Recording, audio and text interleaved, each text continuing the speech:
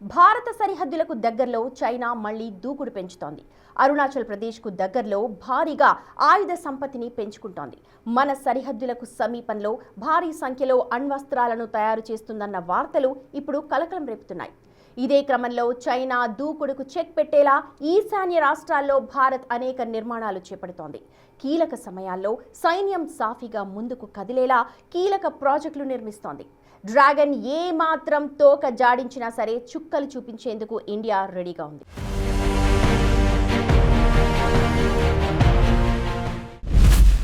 చైనాకు చెక్ పెట్టేలా భారత్ నిర్ణయాలు. ఈశాన్య రాష్ట్రాల్లో కీలక ప్రాజెక్టులు.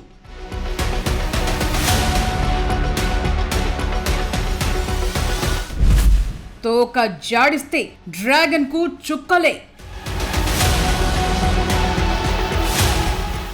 చైనా సరిహద్దుల్లో భారత్కు పొంచి ఉన్న ముప్పుతో వాస్తవాధీన రేఖ వెంట ప్రతి నిర్ణయం కీలకంగా మారుతోంది. ఇందులో భాగంగా అత్యవసర పరిస్థితుల్లో చైనా నుంచి ఎదురయ్యే ముప్పుని, దాడులను ఎదుర్కొనేందుకు భారత దళాలు కీలక అడుగులు వేస్తున్నాయి.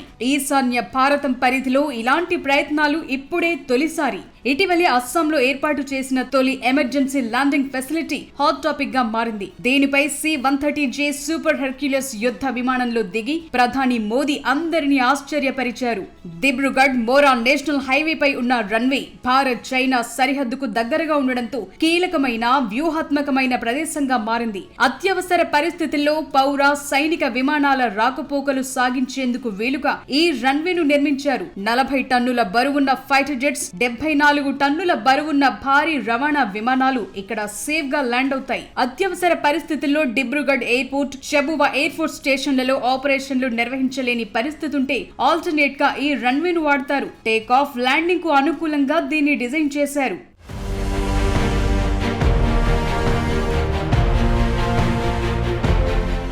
అస్సాంలోని చబువా ఎయిర్ బేస్ కు సమీపంలో ఉన్న ఈ రన్వే చైనా సరిహద్దుకు 300 కిలోమీటర్ల దూరంలో ఉంది. మయన్మార్ కు 200 కిలోమీటర్ల దూరంలోనే ఉంటుంది. అందుకే ఇది వ్యూహాత్మకంగా ఎంతో కీలకంగా మారింది. 4.2 కిలోమీటర్ల ఎమర్జెన్సీ ల్యాండింగ్ ఫెసిలిటీ నిర్మాణానికి దాదాపు 100 కోట్లు ఖర్చు చేశారు. సైనిక సంసిద్ధత, విపత్తు సమయాల్లో రెస్క్యూ ఆపరేషన్లతో పాటు అత్యవసర పరిస్థితుల్లో వేగంగా బలగాలను మోహరించేందుకు ఈ ప్రాజెక్టు దోహదపడుతుందని నిపుణులు అంచనా వేస్తున్నారు. దేశంలో ఇప్పటికే ఇలాంటి ఎమర్జెన్సీ రన్వేలు పశ్చిమ, ఉత్తర, మధ్య ప్రాంతాల్లో ఉన్నాయి. అయితే ఈశాన్యంలోని అస్సాంలో దీన్ని తొలిసారి అందుబాటులోకి తెచ్చారు. ఇండియన్ ఎయిర్ ఫోర్స్ రవాణా శాఖ ఇలాంటి ELF ల నిర్మాణం కోసం దాదాపు 30 ప్రాంతాలను గుర్తించగా వాటిలో 15 అందుబాటులోకి వచ్చాయి. తూర్పు లద్దాఖ్ లో చైనాతో ఉద్రిక్తతల తర్వాత భారత్ ఈశాన్య భారత్ లో సరిహద్దు మౌలిక సదుపాయాలపై ఫోకస్ పెట్టింది. అందుకనుగుణంగానే అన్నింటినీ సిద్ధం చేస్తోంది. సరిహద్దు ప్రాంతాల్లో ఉద్రిక్తతలు చోటు చేసుకున్నప్పుడు ఇండియన్ ఎయిర్ ఫోర్స్ వేగంగా స్పందించేందుకు వీలవుతుంది. చైనాతో వివాదాల వేళ ఈశాన్య భారతంలో వీటిని ఏర్పాటు చేయటం ప్రాధాన్యం సంతరించుకుంది.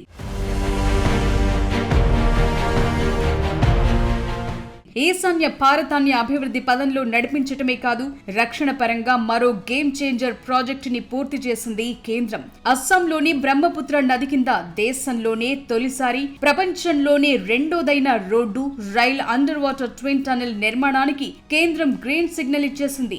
గోహ్పూర్, నుమాలీగఢ్ మధ్య నిర్మించనున్న ఈ గ్రీన్ ఫీల్డ్ కారిడార్ కోసం 18,000 కోట్లకు పైగా కేటాయించారు. ప్రస్తుతం ఈ రెండు పట్టణాల మధ్య ప్రయాణానికి 6 గంటల సమయం పడుతోంది. ఈ సొరంగ మార్గం గనుక అందుబాటులోకి వస్తే ప్రయాణ దూరం తగ్గటమే కాదు, జర్నీ కూడా జస్ట్ 20 నిమిషాల్లోనే పూర్తవుతుంది. ఇది అస్సాంతో పాటు అరుణాచల్ ప్రదేశ్, నాగాలాండ్ లాంటి రాష్ట్రాల రవాణా ముఖ చిత్రాన్ని మార్చేయనుంది.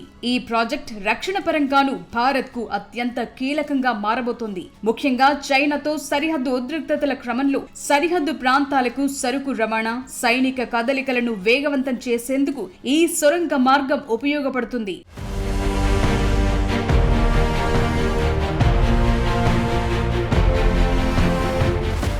అరుణాచల్ ప్రదేశ్ లోని సెలా టన్నెల్ కూడా భారత రక్షణ రంగానికి మైల్ స్టోన్ లాంటిది. సముద్ర మట్టానికి 13,000 అడుగుల ఎత్తులో నిర్మించిన ఈ టన్నెల్ ప్రపంచంలోని అత్యంత పొడవైన డబుల్ లేన్ టన్నెల్ గా రికార్డ్ సృష్టించింది. ఈ టన్నెల్ తవాంగ్ రక్షణకు చాలా కీలకంగా ఉంది. సరిహద్దుల్లో మోహరించిన భారత సైన్యానికి ఆయుధాలు, ఆహారం, ఇతర సామాగ్రిని వేగంగా చేరవేసేందుకు ఇది సాయపడుతుంది. శీతాకాలంలో భారీగా మంచు కురిసినప్పుడల్లా సెలా పాస్ మూసుకుపోయేది. కానీ ఈ టన్నెల్ వల్ల ఏడాది పొడవునా ప్రయాణం సాఫీగా సాగనుంది.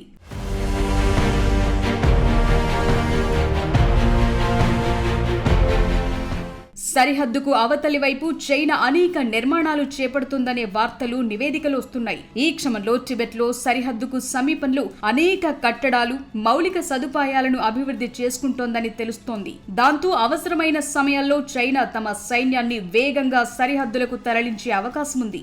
ఈ పరిణామం భారత్ కు ఓ సవాలనే చెప్పాలి. అందువల్ల ఈశాన్య రాష్ట్రాలపై దృష్టి పెట్టిన భారత ప్రభుత్వం అక్కడ మౌలిక సదుపాయాలను అభివృద్ధి చేస్తోంది.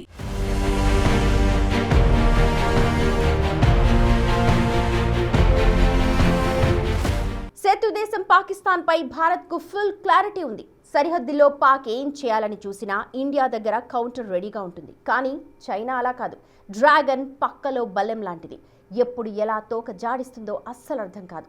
దశాబ్దాలుగా చైనా తీరింతే. కానీ ఇకపై చైనా ఆటలు సాగవు. డ్రాగన్ని ధీటుగా ఎదుర్కొనేందుకు ఇండియా అన్ని విధాలుగా సిద్ధమవుతోంది. అందుకోసమే ఈశాన్య రాష్ట్రాల్లో సైన్యానికి అవసరమైన అన్ని రకాల వసతులు కల్పిస్తోంది. Roads, tunnels నిర్మిస్తోంది. రాబోయే రోజుల్లో చైనాతో ఏ మాత్రం తేడా వచ్చినా క్విక్ కౌంటర్ రియాక్షన్ ఉంటుందా?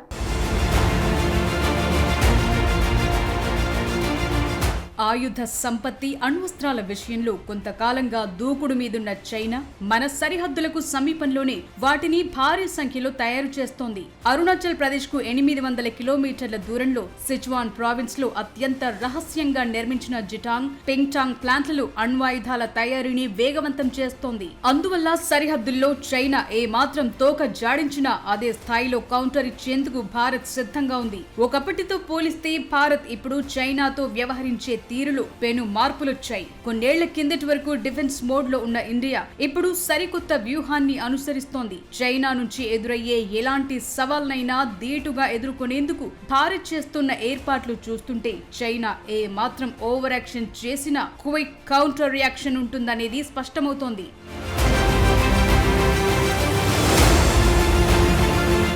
గతంలో సరిహద్దుల వరకు రోడ్లు వేస్తే చైనా సైన్యం మన భూభాగంలోకి సులభంగా లోపలికి వస్తుందనే ఆలోచన ఉండేది. కానీ ఇప్పుడు లెక్క మారింది. లద్దాఖ్ నుంచి అరుణాచల్ వరకు 1000 కిలోమీటర్ల మేర వ్యూహాత్మక రోడ్లు, బ్రిడ్జ్లను బార్డర్ రోడ్స్ ఆర్గనైజేషన్ వేగంగా నిర్మిస్తోంది. అన్ని రకాల వాతావరణ పరిస్థితుల్లో సైన్యం వేగంగా సరిహద్దుకు చేరుకునేందుకు రోడ్ క్లియర్ చేస్తోంది.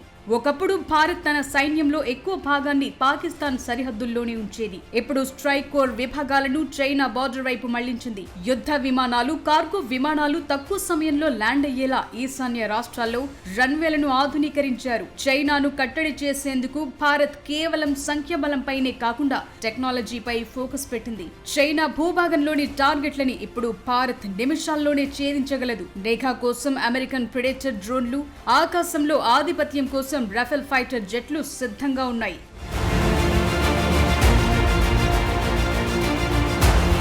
వాస్తవాధీన రేఖ వెంట భారత వాయుసేనకు అనేక ఎయిర్ బేస్లు ఉన్నప్పటికీ ఇతర బేస్లను సిద్ధం చేసుకుంటోంది. యుద్ధం వంటి సందర్భాల్లో వైమానిక స్థావరాలే లక్ష్యంగా దాడులు జరగొచ్చు, లేదంటే అక్కడ రద్దీ వాతావరణం ఏర్పడొచ్చు. అటువంటి క్లిష్ట సందర్భాల్లో ప్రత్యామ్నాయంగా జాతీయ రహదారులపై ఏర్పాటు చేసే రన్వేలను ఉపయోగించుకునేందుకు ఏర్పాట్లు జరుగుతున్నాయి. తద్వారా సైన్యంతో పాటు యుద్ధ సామాగ్రిని వేగంగా తరలించడానికి వీలు కలుగుతుంది. అన్ని రకాల యుద్ధ విమానాల ల్యాండింగ్, టేక్ ఆఫ్లకు అనుగుణంగా నిర్మించిన అస్సాం రన్వేపై Rafale, Sukhoi, C-17 Globemaster వంటి యుద్ధ విమానాలు ట్రయల్ రన్స్ నిర్వహించాయి.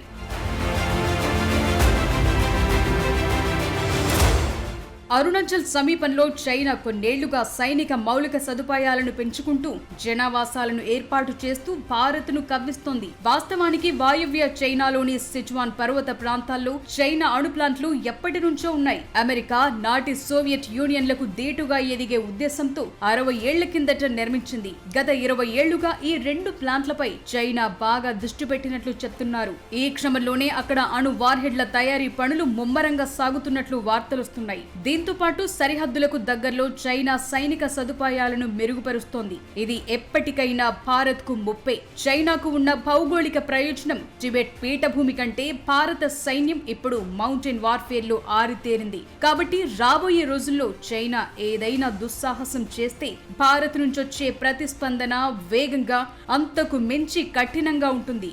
గాల్వాన్ ఉదంతం తర్వాత భారత్ వైఖరిలో స్పష్టత వచ్చింది. ఒక అడుగు వెనక్కు వేసే ప్రసక్తే లేదని భారత్ గట్టిగా చెప్తోంది. క్వాడ్ లాంటి అంతర్జాతీయ వేదికల ద్వారాను చైనాపై ఒత్తిడి పెంచుతోంది.